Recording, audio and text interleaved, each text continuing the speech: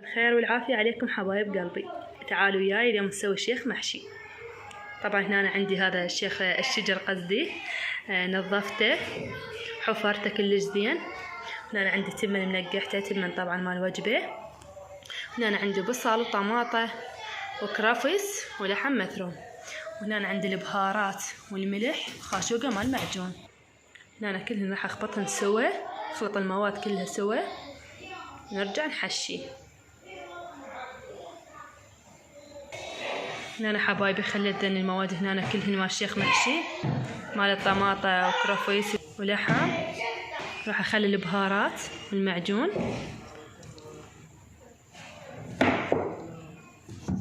هنا أنا حبايبي خليتهم كلهن سوا، راح أخلي شوية زيت كلش كافي. هنا أنا راح أحشيهن وأرجع لكم. هنا أنا حبايبي بعد ما حشيته خليته على النار، راح أضيف له مي. طبعا مو بس حشيت شجر، فلفل بارد وحشيت باذنجان.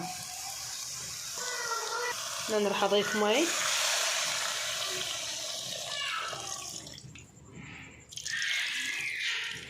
هسه هذا كلش كافي، يعني هو هم بيه مي.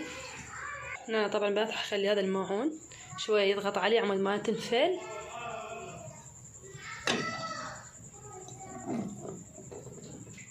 هنا راح أسوي الخلطة مالته، معجون شوية ليمون، ولا تحتاج شوية هماتين ملح. هنا الخلطة مال الشيخ محشي، ضفت خاشوقتين معجون وشوية رشة من الملح. أضيف المي.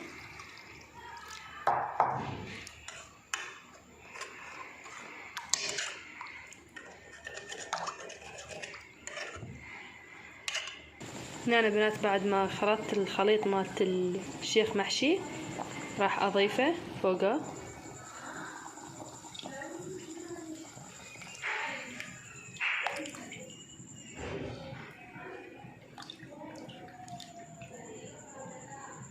هنا أنا راح أغطيه لحد ما يستوي.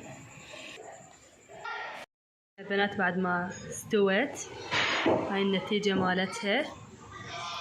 سلامكم العافية، إن شاء الله عجبكم المقطع. باي باي، أشوفكم بخير وسلامة.